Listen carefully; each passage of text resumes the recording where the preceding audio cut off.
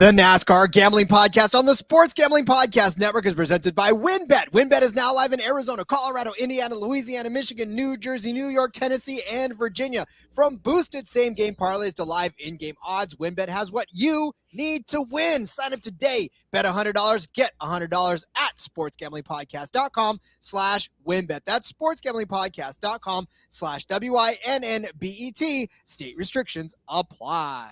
Driver, start your engine!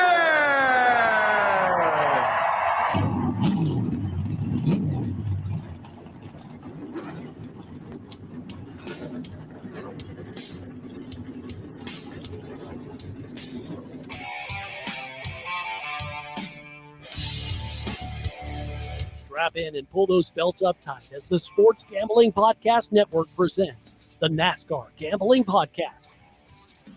I'll wreck my mom to win a championship. I'll wreck your mom to win a championship. With all the news and the best bets for your NASCAR weekend. It refrains me from not beating the out of you right now because you asked me stupid questions. But since I'm on probation, I suppose that's improper to say as well. If you could talk about racing things, we could talk about racing things. Now, here are your hosts, Rod Villagomez and Cody Z.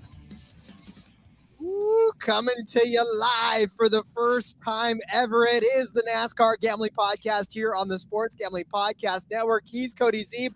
I'm Rod Villagomez. We both got the memo today to wear the SGPN swag. And we are that's right. making it live for you today on the show. Of course, we are opening it up to a mailbag type of a show, but we've still got a lot of stuff to talk about because race weekend is only a day away. And as a resident of the state of California, I can tell you right now that it is raining, and it would probably continue to rain right up until it stops. And hopefully it stops tomorrow, but it doesn't look that way. Yeah, it's not looking very good, Rod. It's been pouring all day from the reports I've heard, videos I've seen. Not looking positive for tomorrow. Luckily, sunshine for Sunday, so hopefully that will be the case. Well, and so here's the thing, right? They're saying that there's some weird weather in Southern California, and that's absolutely true because that if anything falls from the sky in Southern California, it's already weird weather. But they were talking about actually snow happening in Southern California. I'm not quite sure. I mean, I know that it snows on the Grapevine every once in a while, but like once you get farther down the Grapevine, it just doesn't really snow that much. So if it's snowing right now in Southern California, then God does not want a NASCAR race this weekend. I'm telling you that right now. Everything's so crazy too because it's like 80 degrees in Charlotte where all the teams are based, and so they're leaving the nice warm weather, going to California for the cold, snowy weather. It's crazy. Up is down, down is up. Cats are sleeping with dogs. Like it's just a ridiculous nightmare of a ridiculousness. What's up, Rory Picks? Hey, Rory, how's it going? Rory, man, good to have you on the show, or at least watching the show. We'll have you on the show at some point. Have Rory on soon. Oh, for sure. All right. He's probably, let's see, 7:40. He's on the East Coast, right? 8:40 on a Friday night. He's probably about 47 Busch Lights in at this point. I'll take the over on 47, Rory. Yeah, for those of you, man, who don't follow Rory's great works, you got to follow him on Twitter at Rory Picks. Got a fantastic show out there too, and so yeah, he's a great resource into this betting community. So go hit him up, follow him at Rory Picks. Again, if you're listening to this show tomorrow or even later on in the evening on the live feed or on the podcast feed rather.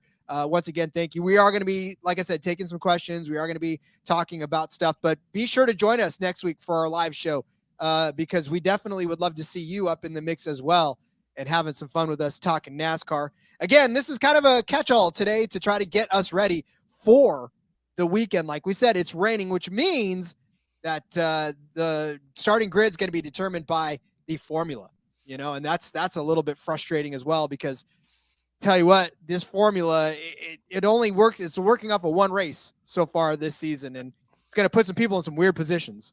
Yeah, that's the heaviest weight is this last race. There's a little bit of the formula includes last season's car number standings, but owner standings rather, but not going to be much of that. So if it does rain out, there's still obviously a chance they get it in if things clear up, but unlikely.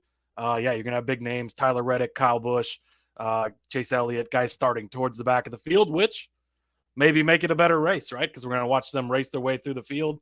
We've seen others do it before where they have to start at the back, near the back, and they find their way to the front. So it'll be interesting to watch.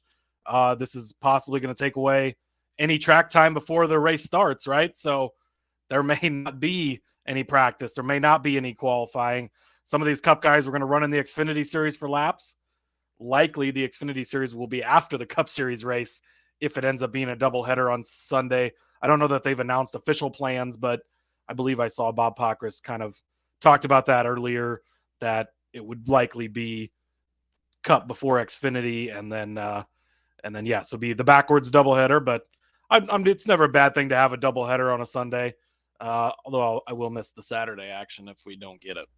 I'll definitely miss the Saturday action, but I will say this. First of all, Cody, you got to just text Bob Pockrass. Like we need to just stop this, like you following his Twitter thing. You need to have him on speed dial and just like, hey, Bob. I don't think I'm that far up there on the pecking order yet to have Bob's phone number just yet. I did get to shake his hand in Kansas last year. That was a big life accomplishment for me. Love Bob. He is the lord of the NASCAR media, but not quite on texting terms with him just yet. I walked by his workstation at Sonoma, and I got a peek at him. It was like a rock star. I don't know that Bob Pockrass ever really considered himself a rock star, but I'll tell you right now that we probably worship him like one as well. Yeah, well, I like how he kind of leans into it now on the little pre-race bits they do every once in a while, where it's Bob partying in the Talladega lot and everything like that. It's pretty fun. Nice.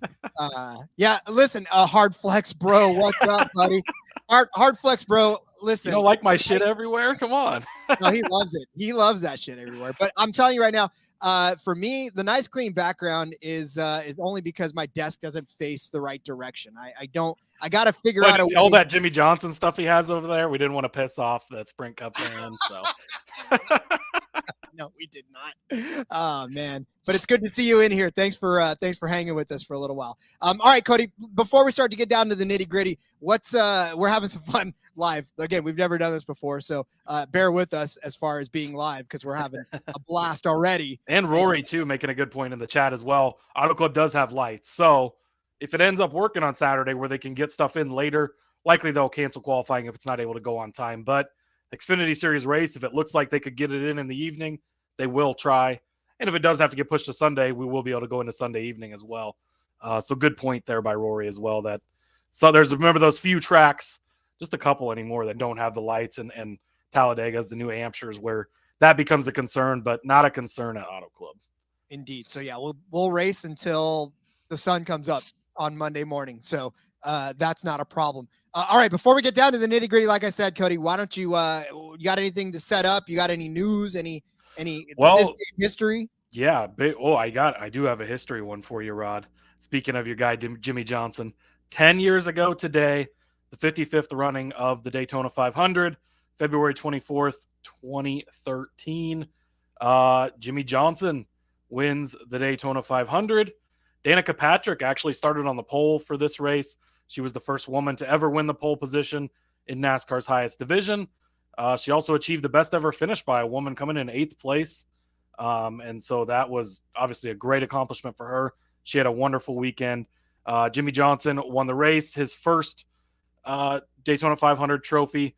Dale Earnhardt Jr., his teammate, finished second. Mark Martin, Brad Keselowski, Ryan Newman rounded out the top 5. That's a pretty loaded top 5 right there. That's likely all Hall of Famers, right? Some are already in the Hall of Fame, and others are definitely on their way to it. So that is crazy. I was looking at another statistic I had down here. The quickest speed in the race was Matt Kenseth, who was driving for Joe Gibbs at the time, 192.757. And Denny Hamlin was second in there. That was during the practice session, I guess. So this was also the first race. That's what I wanted to get to. This was the first race of the Generation 6 car, which was the previous generation to the generation we have now. So there was a bunch of testing sessions, quite a few wrecks, actually. They allowed them to test quite a bit before the before the actual Daytona 500 on Daytona. And there was a bunch of wrecks in this brand new car, and nobody was really sure what was going to happen. Then obviously we go on, and that car was around for another 8 years before we moved into the next gen, or Generation 7 that we're in now. Sounds familiar. All sorts of craziness going on with the new car. Everybody saying, I hate this thing. This is the worst car ever. We need to go back to the old one. Now we're, another year into it, and we're like, oh, okay, that's maybe not quite so bad. So exactly. Definitely see a whole season of this, though, for sure. Yeah, exactly. In big news today, the sale of Auto Club Speedway that we talked about kind of on the podcast, they hadn't really announced anything. Well, it's been reported by the Sports Business Journal. That is official. So it was a 522 acres of land that Auto Club Speedway had and owned. NASCAR owns the Speedway, owns everything around there. And so they sold 433 of those 522 acres, retaining just 89 acres. That's a pretty small plot of land. There's some blueprints that came out today. I don't know that I've seen it from anybody confirmed that that's actually what's going to happen, because there's been rumors. Originally, they were talking about a half mile. Then it was going to be like almost 3/4 mile. This is looking more like a half mile again. They're likely going to have to lease space for parking and whatnot. Obviously, wouldn't be much room for camping or anything like that property. But it is reported that they sold this plot of 433 acres for $544 million, Rod. Wow. That is $200 million more than Roger Penske paid for the IndyCar Series and the Indianapolis Motor Speedway when he purchased all of those a few years ago. Absolutely incredible amount of money. Again, this is just reported. It's not necessarily, but it is from Sports Business Journal, so a very reliable source. I would say this is probably in the ballpark at least. And NASCAR has already said that they plan to use the money to upgrade fan experience, upgrade some other tracks, and then paying down some of the ISC debt, which would be the International Speedway Corp. That's the company they own they don't own all the tracks, but they own a lot of tracks through that company. So that's how they're going to use that $522 million. And then obviously to redo this track, because parts of it is sold now. And what's crazy is that we don't even know what and how long it's going to take to get the track back up, right? I mean, it could be a year, it could be 2 years, probably more like 3 years. I know how California works. Construction. Right. And Bob Pockris tweeted, speaking of Bob, he said that he was looking at, I do think a short track will happen at this point. I'm looking at a 7,000-page environmental and impact study that they had done. So that's some California stuff for you right there. Plenty 7,000-page environmental study. That's some light reading for Bob tonight while he gets ready for the weekend. Listen, we always say, but how will it affect the turtles? That's what I want. How will it affect the turtles? Tell me how this NASCAR track will affect the turtles. Yeah, that's a lot of money though. That's a big deal for NASCAR. It sucks because we just talked about, we were hoping maybe some way this 2-mile track will be saved. Obviously, that's basically not going to happen at this point with them cutting back to the 89 acres. So Auto Club will not be on the schedule next year. They've already talked about that.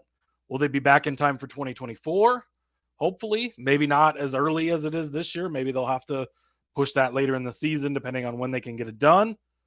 That's all up in the air, all to be determined and everything. And again, they haven't even officially announced the plans on what they're going to do. This sale, it sounds like they closed on it today, actually. So that's why the details kind of came out today.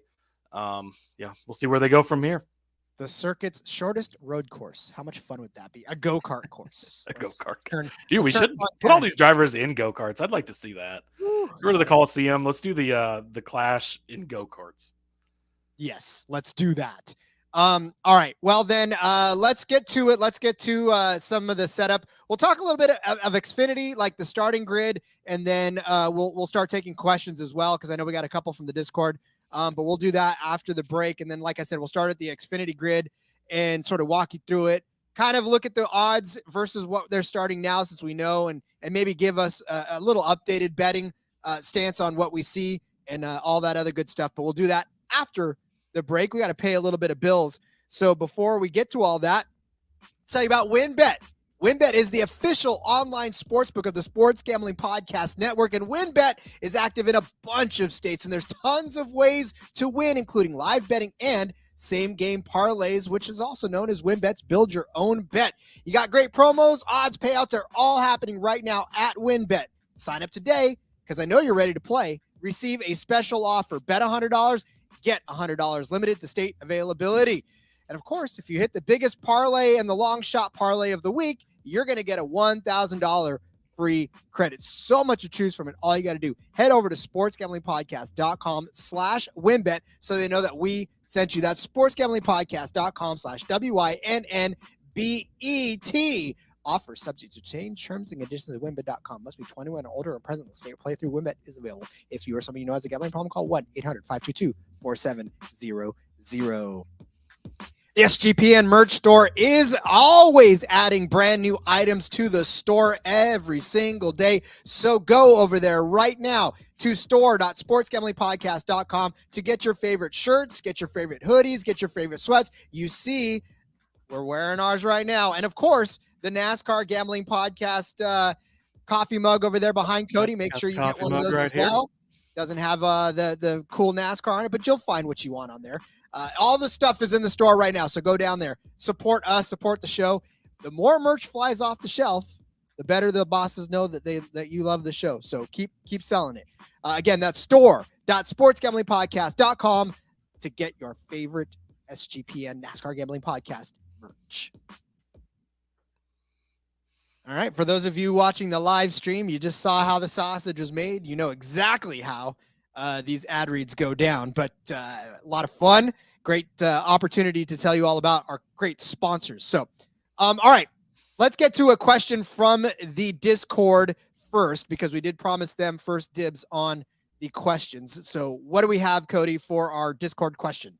Yes, from the JDK. He's been very active in the Discord, sending this question. He said, do you think we'll see the same issues as last year with tire wear or blowouts, or do you think NASCAR has addressed these issues? And then he also sent a follow-up and said, if there's a lack of faith in the tires, do you believe that this will affect pit strategies? Could we see more pit stops or just more two-tire stops? That is a fantastic question, JDK. And I will say this. I think that they've had this entire offseason, right? I mean, these guys, they're smart. They employ the smartest engineers possible. And I know that tire wear earlier in the season and even kind of later in the season, especially with watching these guys, pop tires all over the place. They took that back and they studied it. And I'm sure that they've come back with a much better compound this year. I feel like they've had enough time to study and to get things ready. We didn't see a tire wear is not necessarily a thing at Daytona, right? I mean, you're not going to see that much of it, but we didn't see, I don't think we saw any real problems in Daytona, obviously. You know what I'm saying? Like, I feel like the car looked good. There was no worry about how this car was going to perform. And so I think that carries over into this. Now, this will be a big test. Cody's talked about it over the course of this week. Tire wear is a thing on this track. It's old. It's damaged. It's got personality. That's what you call damaged people. They got personality.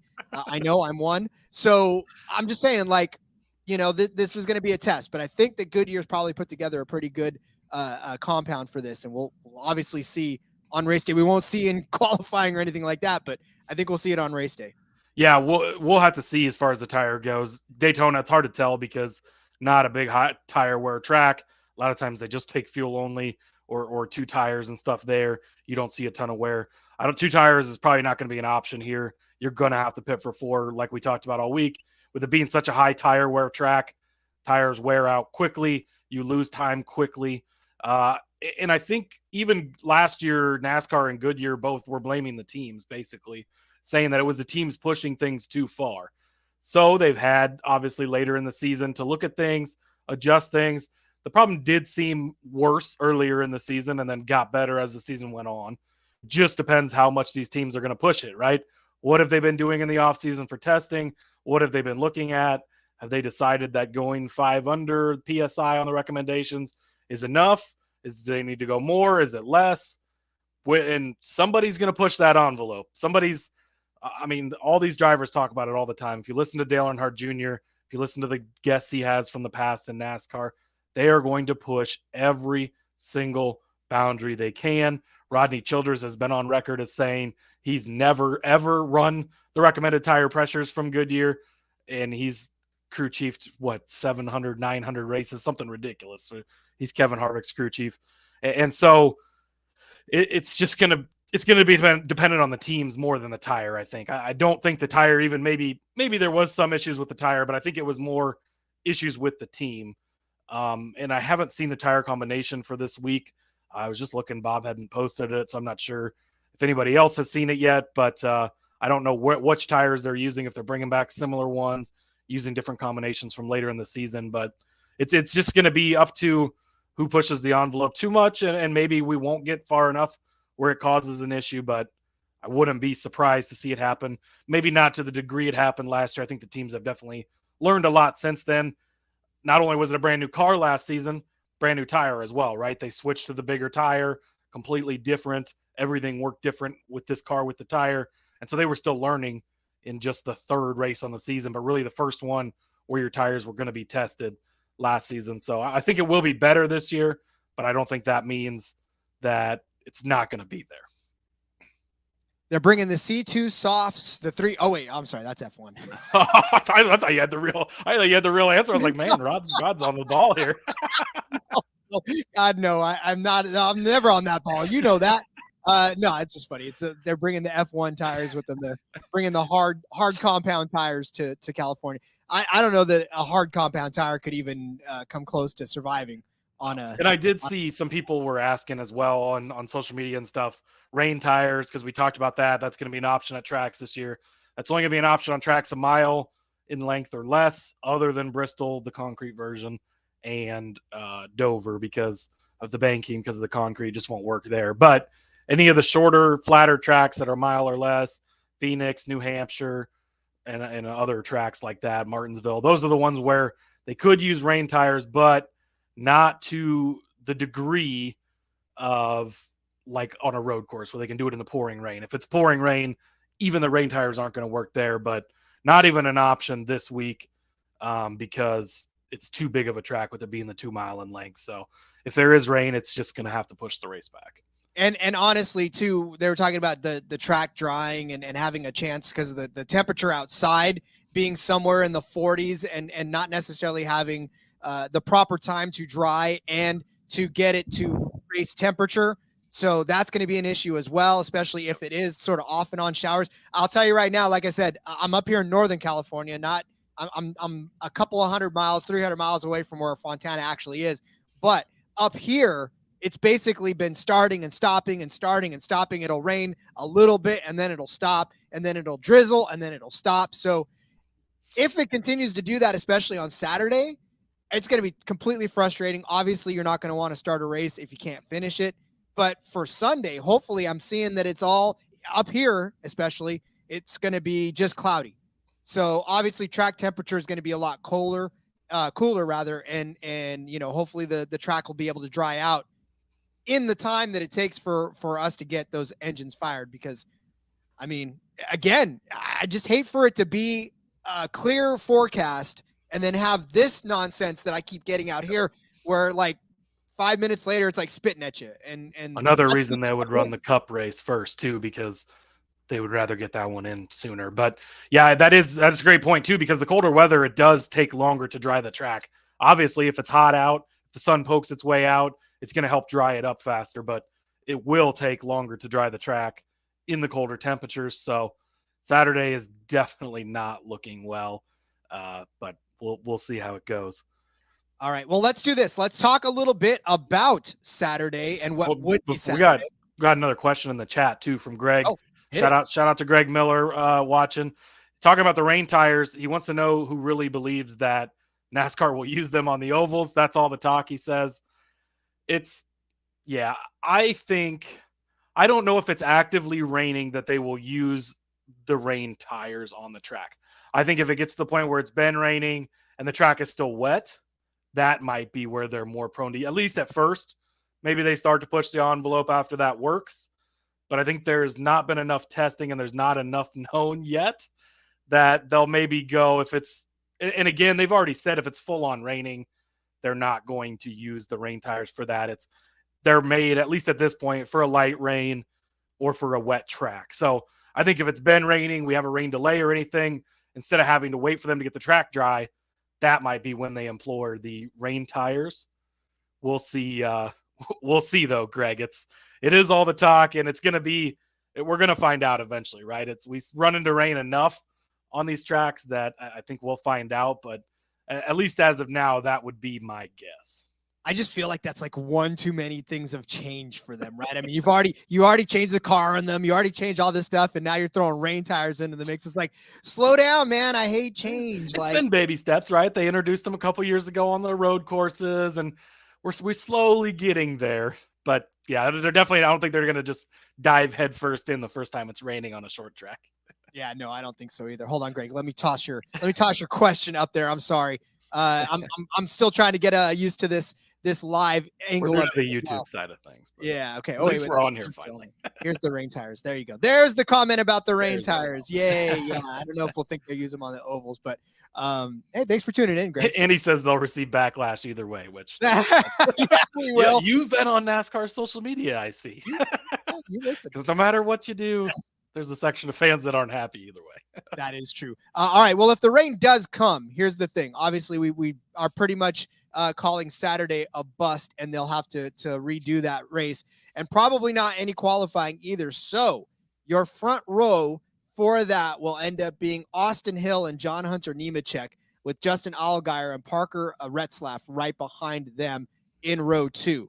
So what does this do now for us? Because we talked a little bit about the Xfinity betting. Obviously, if you're new to the live, definitely go check out some of our old episodes in this week, especially as we talk through the Production Alliance Group 300. That's going to be the Xfinity race, and we talked about our favorites to win there. But if this starting grid is the way it is, you look at where Austin Hill is right now at 17-1 in some places. He will be the favorite, obviously, if to repeat, if he starts on the pole. I wouldn't call him the favorite. I don't think he's going to win this race. Buster will probably remain the favorite betting wise, but yeah. I mean, I'm just saying, like, people will be looking at it on the pole, thinking he won Daytona, thinking I'm going to go probably bet him. But I'm just saying, buyer beware if this is what you want. It's 17-1, right? Yeah, we talked about Austin on the Xfinity Picks show. Yeah, neither of us are very big on him this week, and I think it's a tough task for him. Now, starting up front, that might help, obviously. If you can jump out and lead early, then potentially, he could keep it up there, have the right strategy, and make it work. But even if he is starting on the front, honestly, John Hunter Nemechek starting outside of him or inside, depending on what they choose, I would be more prone to think maybe he would be a look at DFS, where he could jump out and lead early and lead. If I was going to pick one of these guys, I would pick in this scenario, and see, as much as we've hated on him in the past, I would still pick John Hunter Nemechek in this scenario for potentially maybe dominating early in this race, the first session before they get new tires and everything, just because they'll have that start. And guys like Custer are going to be back a little bit. He'd be starting 7th or 8th there, and would maybe take him a few to get up there and run Austin or a John Hunter Nemechek or an Austin Hill down. And that's the thing too. Cole Custer's not starting that far back anyways. He's still about plus 400 to win this race. And yeah, he's starting in about the 1, 2, 3, 4th row back. So definitely not out of the realm of possibility for him to find his way up front. We talked about how much we actually do like him in this race. Justin Allgaier is still at plus 450. He's going to be starting in 3rd place. So I really like his chances at this opportunity as well. So, it just gives guys like that a chance. I think we heard Ross Chastain no longer in this race now, especially if they run it. Yeah, I was trying to find more info on that because I thought I had heard that, and then I draft their DFS added him later to the player pool. So I'm not sure if we've got an official announcement on what the deal is with Ross Chastain. Yeah. Is there anybody in there want to know about a specific driver in Xfinity before we get too far into it as well? Because definitely, if you're having some questions, especially now that we pretty much think we know what the starting grid's going to be, we can definitely kind of make some better calls on this. You got guys like Sheldon Creed starting in the back. You've got guys like Tyler Reddick. I guess he's still in this, but maybe not afterwards. But Josh Berry starting in the back. We talked about those junior motorsports drivers in the pick show and how much we think they're going to be dominant. So, Sam Mayer back there as well, starting in the middle of the pack. If you got any questions about them, we'll be happy to answer them. But what do you think starting in the middle of the pack does to guys like Josh Berry and Sam Mayer? Yeah, I think it gives them the upside of all that place differential, right? That's kind of the perfect spot for them, is right in the middle where they're probably not going to get up there and dominate and win, but right enough where they can get you the return as far as the place differential goes. And it does, yeah, looking at more info here on Chastain, it looks like he's rumored to maybe not if they end up doing it after the Cup Series race, but for now he's still listed on there as the driver of the 91. So maybe he was trying to do that for seat time, and then if they're going to race the Cup Series before, he doesn't want to do it. I don't know. Leave that team hanging would kind of suck for them, but whatever. Oh, I mean, especially when that, we're kind of counting on that sponsorship money to be able to roll in for that Right. race. That could have been the only race that they had that much coming in, and to kind of leave them high and dry. That's a little bit. And man, you're probably gonna have, if qualifying does rain out, you're probably gonna have to play Chastain. He's gonna start at the back basically. And I don't know which of these drivers would not qualify for the race either, because there is, it's 40 entries. Xfinity, yeah, so it would be these 40 drivers. So I think Chastain would start third to last. He's the most expensive guy in the DFS pool after they added him, $11,200. But even though he's not in the greatest car, it's that DGM car. It's so. He did so in it last year. You're probably going to have to play him at least in some cash lineups. He could be a good fade as far as GPPs go, because probably most people are going to play him. And that car could have issues, right? Mechanical stuff or whatnot. But you are going to have to keep an eye on whether he ends up racing in that race or not if you are going to put him in your lineup. Well, and if you're going to bet on him, he's 12-1, so he's still among the favorites of the drivers. Still a far cry from Cole Custer, but he's 12-1 to win the race. He doesn't interest you to win the race. Doesn't interest me at all. All right, doesn't interest you at all. Not even Especially for a top starting three? in the back in that equipment. What do you think for a top three? I'm looking for his top three odds right now. I'm scrolling pretty far down. Yeah. Ross Chastain, still not finding him. Maybe he's not even in here for a top three. Yeah, Unbelievable. I'm not seeing. There he is, plus 350 for a top three. Yeah, I don't think his car is good enough. Again, sometimes the drivers can overcome, right? He's going to be one of the best drivers in the field. We know how good he is, but it's not. The car scares me, and especially starting that far back. If he had a good qualifying run, he was going to start up front. Then the odds are probably going to drop, obviously. But I'd feel more comfortable making that bet then, where he's going to have to work his way through the whole field in subpar equipment. And this isn't a joke of a field, right? You got Cole Custer, you got Austin Dillon, you got Tyler Reddick, you got Justin Allgaier, Josh Berry, John Hunter Nemechek. I mean, even the Brandon Jones, the Sam Mayers, Austin Hills. Like, this is a pretty loaded field. So for him to have to beat the majority of those guys in that car starting in the back, not worth it enough for me to want to even really think about it. Yeah, again, it's just going to be it's a tough call, especially given the fact that we don't even know he's going to be in there. So, which also brings up another good point before we go back to break and come back, talk some Cup Series stuff. We did have an issue last week in Daytona where a certain book, we won't call them out by name, but you know who you are. I think we're allowed to talk about those books when it's bad, right? I don't know. You know me, man. I'm the guy that had kid gloves, man. I don't take people to the mat very often. But if you go to the Discord, you can find out who it is. So exactly.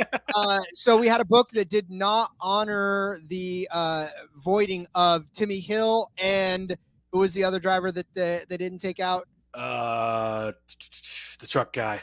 Yeah. Spencer Boyd. Yeah, Spencer Boyd and Timmy Hill. Somebody had a ticket on two of those guys, and they did not void them because they didn't make the Daytona 500. They in fact said that they attempted to qualify for the race, but they did not make it. Therefore, that counts as them attempting a qualification, as it were.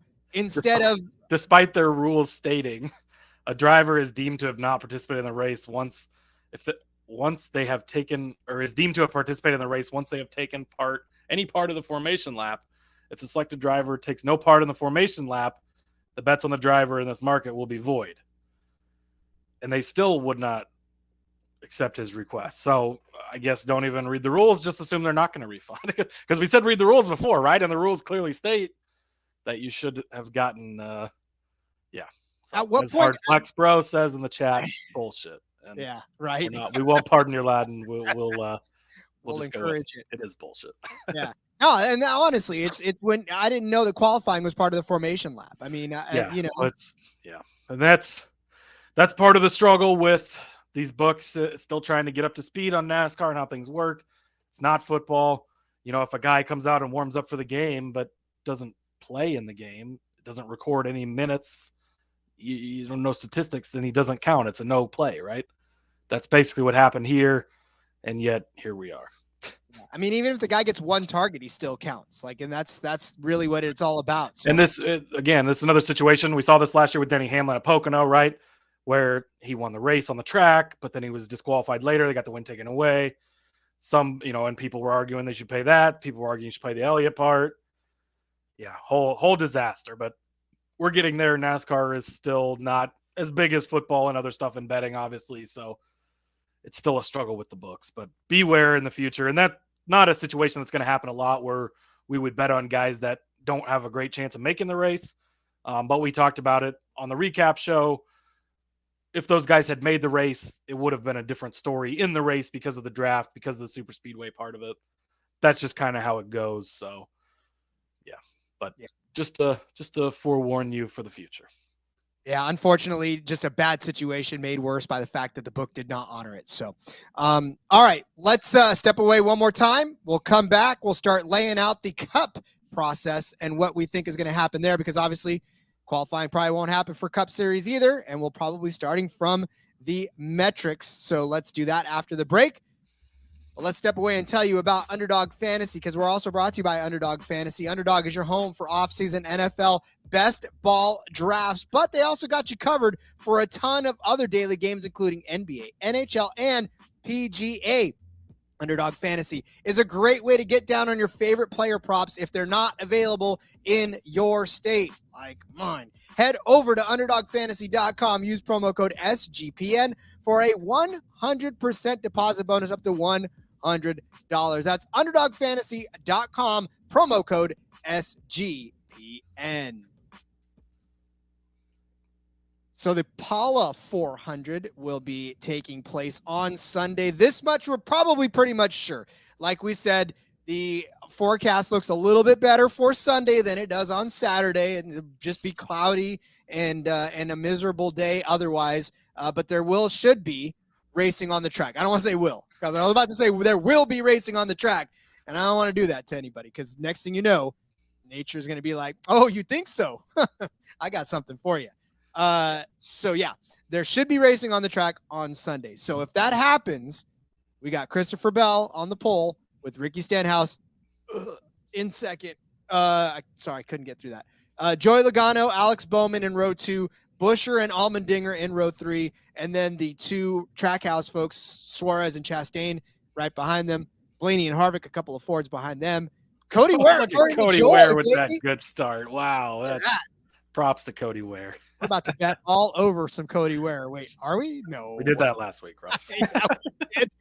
Ooh, that was deadly. We do have a couple of Twitter questions before we get too far into these. Brian Twinning over there on Twitter, he said, "I have to know, only because I have my own drivers. What drivers do y'all seemingly always gravitate towards, no matter how many times they burn you?" Haha, he says. Wow. So I think everybody knows the answer to the mine, right? I bleed Kevin Harvick. I cannot help it. That guy always seems to be. He doesn't burn us as much as, he doesn't. It's not much, but it is. Burn us, but like, I don't know. Like, there's been times where it's just like I'm all in on Kevin Harvick, and then the next thing I know, he just burns me. But I will say that if I'm talking about a guy that burns me more than often, it is Denny Hamlin. Because I was banging the drum for Denny Hamlin a lot, even though we were fading him a lot last season too. But I still kept saying, But Denny, and then he would go and just screw me.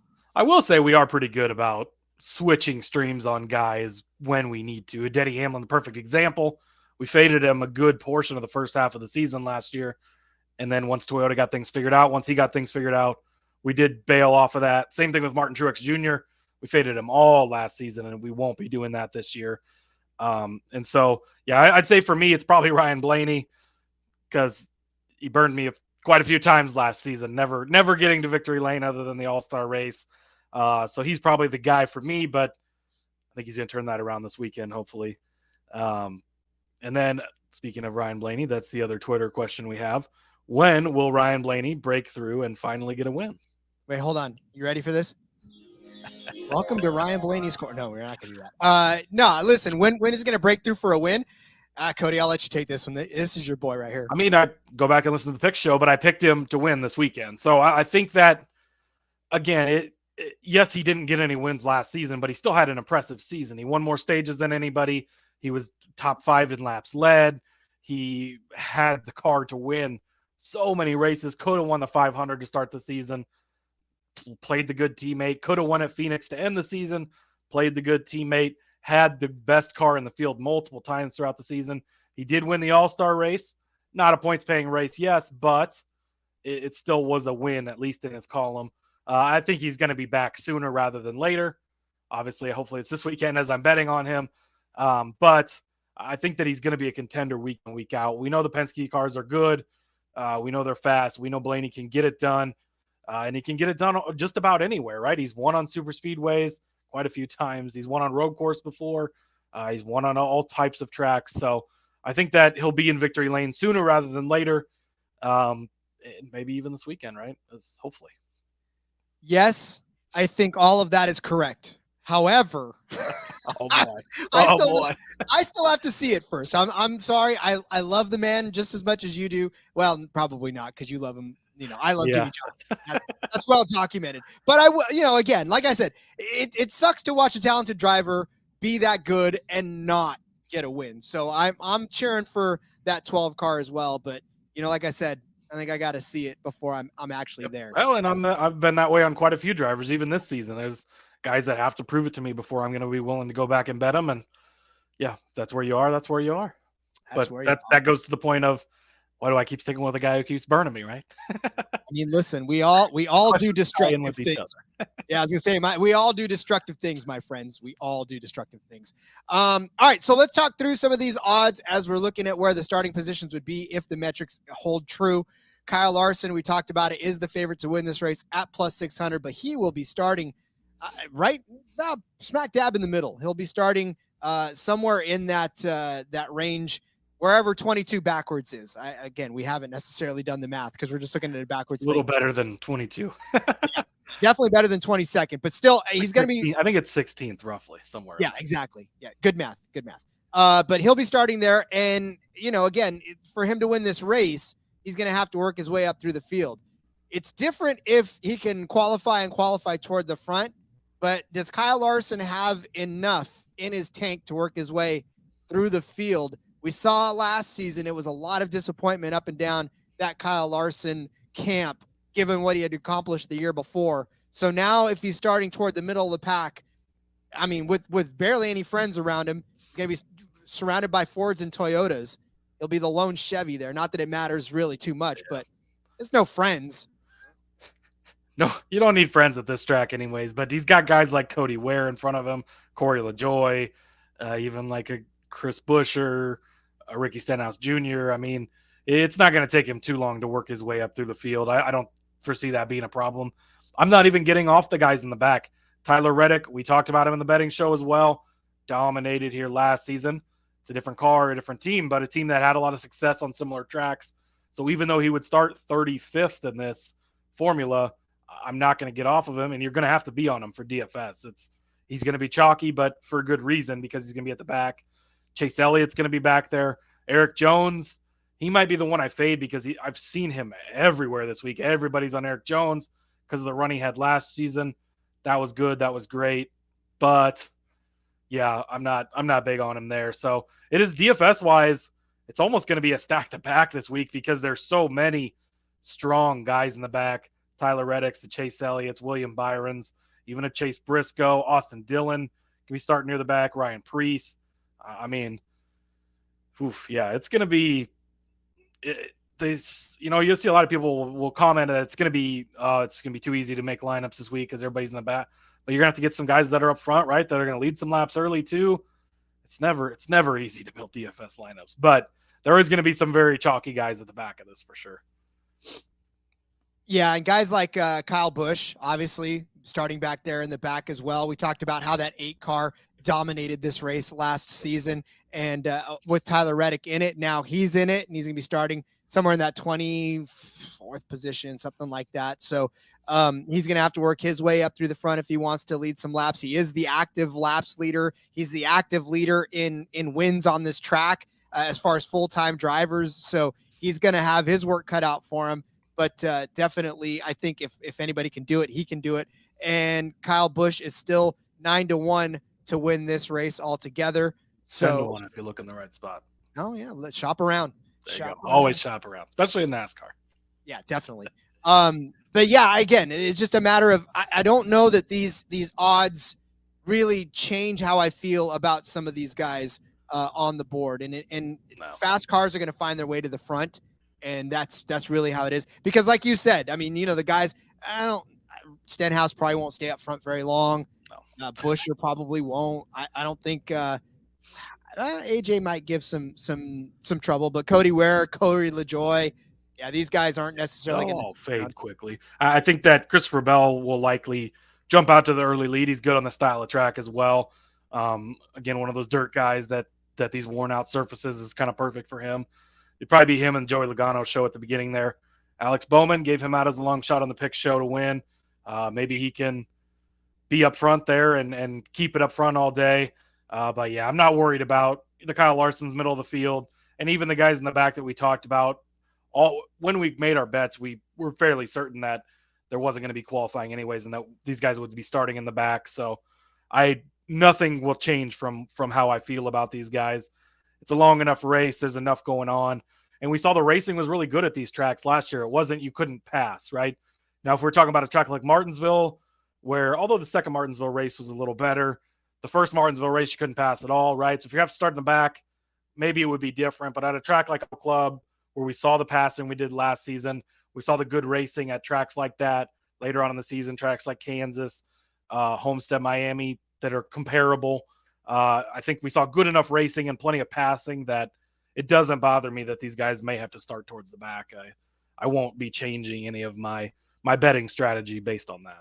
Well, and that there's going to be a competition caution early, right? I mean, they always do that when there's no qualifying. Likely, yep. So they'll bunch it back up and they'll get everything sorted out. And again, pit strategies are going to be a thing early in the race, especially, I'm sure. And again, it's not going to take long for the good cars to go up front. And I think you're absolutely right in that we're going to see it happen, and we're going to be able to keep our bets as it is. Of course, if anything changes, you can always get in the discourse and change with us. But again, we just wanted to also let you know too that with the metrics being the way it is and with everything looking the way it is, it doesn't necessarily change our bets. So go back, listen to the betting show, get firmed up on that. And if there's any other questions out there, we'll be happy to answer. If not, we'll probably end up winding this thing down and call our first live show an absolute success. Success. Greg, nothing makes me angrier than a competition caution. I know, right? It is what it is. You just got to plan for it at this point. It's just how it's going to be. Why they have to throw them, I don't know. I guess it's the practice. You're not getting any practice, and the track's different, but just go out there and do it. Whatever. Probably not going to change it at this point. Well, they have listened to the fan outcry on some things. Stages on road courses, that was a big one we talked about, right? So maybe if you angrily tweeted NASCAR every time there is one, maybe they'll listen eventually, right? Maybe they will. So, all right. Well, like I said, I think we'll go ahead and put this one in the books. Hey, listen, thank you guys. Thank you so much for watching on YouTube. Thanks for hanging with us. I mean, again, I'm almost speechless to the fact that you guys hung with us as long as you did, and are watching this and asking questions and getting in the chat. this is a weird vibe that I hardly ever do, and it's just so much fun to be interactive with you guys. And make sure you smash that subscribe button. I've been told on the script to say that. That's not me. That's I had my 9-year-old daughter tell me what all the YouTubers say. Smash the bell, like and subscribe, share with your friends. All the fun stuff that YouTubers say. Yeah, just blanket whatever the YouTubers say. Yes, we will have more live shows. We will have hopefully every episode for the most part will be on YouTube as well. So if this is your preferred way, if you're stumbling across us, you just found us this way, we have podcast feed. We've been doing this for a while now as well. So definitely search that out on your favorite podcast feed as well. But here we are. Glad we finally made the YouTube side of things. Took a little work, but here we are. As you can tell, I'm an old man and I don't like new things. So just bear with us as we get used to this. So, all right, Cody, as we wind it up, why don't you let everybody know where they can find you on social media? Yep. Follow me on Twitter at Husker_Zeeb. That's where you can find all my work. Shared. I had an article out this week, shared over there. Our friends over at Tally Site have NASCAR now picks available. So I've been locking in some extra picks there. Last week I locked in one they had on there. And it was 9-1 for the winner to finish 31st or worse. Guess where Ricky Stenhouse Jr. started, Rod? 31st. So catch the nice 9-1 there. Similar bet this week. I would go get it before qualifying is officially rained out. 6-1 this week for the same bet. That's going to give you guys like Kyle Busch. Maybe not Kyle Busch. I think he's right ahead of there. But Chase Elliott, Tyler Reddick, and some other guys. William Byron's back there. Some other guys that are going to be very good that a normal week wouldn't be starting that bad. So even at 6-1, I still think that's good value. But follow me over there. You'll find all that stuff.